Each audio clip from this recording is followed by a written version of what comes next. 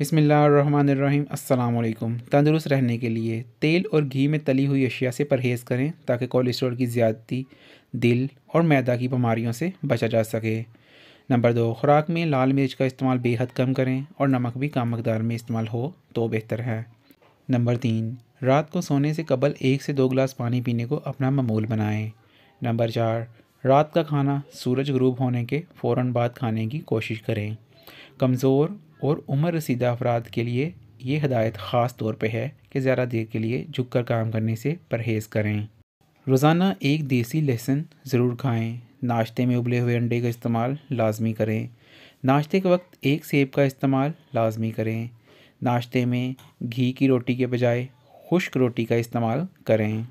दिन में 12 गिलास पानी हर सूरत पिएं। शुगर के मरीज़ दिन में कम से कम 60 मिनट पैदल चलें। वर्जिश करने के अमल को इत्तेदाल के साथ अंजाम दें ताकि हद से ज़्यादा सांस ना फूले। किसी भी ऐसी वर्जिश से परहेज़ करें जो जिस्मानी दर्दों का बायस बने। मुनासिब और मियारी खुराक का इस्तेमाल करें जो हफ्साने सेहत के असूलों के आइन मुताबिक हो। अगर आप चाहते हैं कि पलकें लंबी और घनी हों तो जैतून का तेल लगाएं। कान में दर्द है तो सरसों के तेल में लौंग जलाकर रुई तर करके कान पर लगाएं। याददाश्त कमज़ोर है तो बादाम और अखरोट खाएं। खांसी, गले की खराश में मलट्ठी का इस्तेमाल करें। लूज़ मोशन हो तो केले पर ज़ीरा लगाकर खाएं।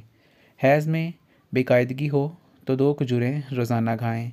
चोट लगी हो और खून रोकने के लिए रुई नारियल के तेल में डबो कर लगाएं। कमज़ोरी महसूस हो तो 2 खजूर दूध में पकाकर खाएं और वह दूध पी लें।